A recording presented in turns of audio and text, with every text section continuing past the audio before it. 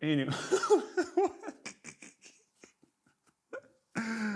Welcome back to another video with me, Essie. And today we're going through the multi-mounts from Elgato that just turned up. I did some Boxing Day shopping here in New Zealand and got super excited and bought the Flex Arm kit thinking that it was the actual kit for that stand, and then realised it wasn't, so then I had to go spend more money, which I sort of cared about but didn't really mind because it's Christmas, and got the multi-mount, which is what you actually need. So here's a note for everyone out there: you need to buy this one first, so then you can use that Flex Arm kit. You can't just use the Flex Arm kit by itself because there's nothing that it will attach to. It doesn't even have like any connections to it that allow you to put it to like an existing pole.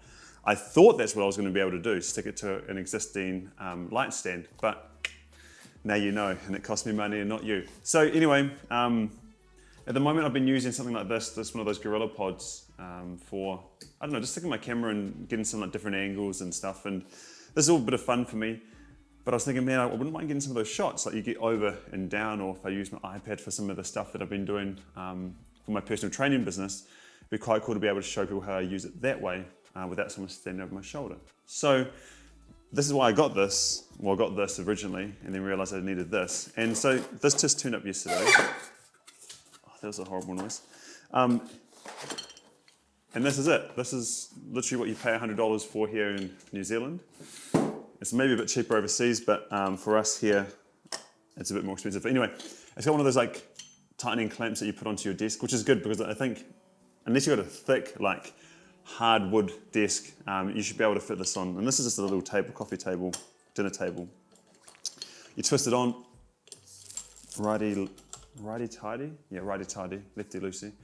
And it's 55 centimeters, and it can go all the way up to 125. So if you undo this and undo this, that high, and then this high. And I don't know why I would need it that high, but I just sort of needed it to be about, I think, about here. And it's got a little, like, whatever the fixture is on the bottom of these cameras, one of those standard screw points, so you can just put your camera, in this case my camera, but I guess it could be one of the Elgato lights or whatever, onto the bottom here. And it's got one of these tension. This is the one thing I don't think I love about these, is like taking these on and off gets really hectic, because as soon as you screw it one too many times, the whole thing falls apart. So here I am, probably sweaty armed and trying to get this off just to show you. Yeah, see, it just fell apart. But anyway, you can screw this onto the bottom of your camera. That goes into here, and then you've got like a little, I guess for streamers out there, or if you want to use this for streaming, which is what actually I thought would be a really useful thing for me too. I could stick this on the side of my desk, and instead of having like a tripod and everything else set up, it'd be actually super low key or sort of tidier than what I had going on. Let me just find this piece. Oh, there it is. So anyway, that goes on. It's like a 3-piece setup. So you've got these 3 pieces, screw here. And that's actually how the whole thing works, like even with this like extender kit. The extender kit uses the same sort of like ball, and then you lock that on to this, like so, voila.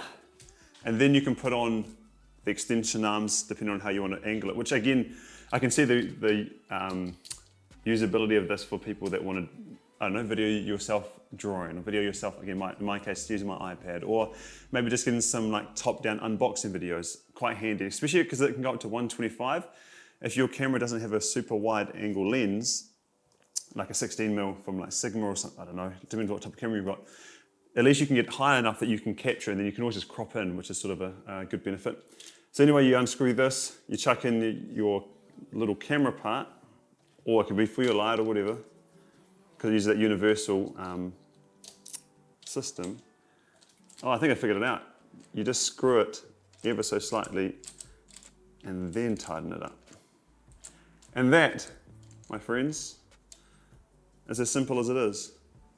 Voila.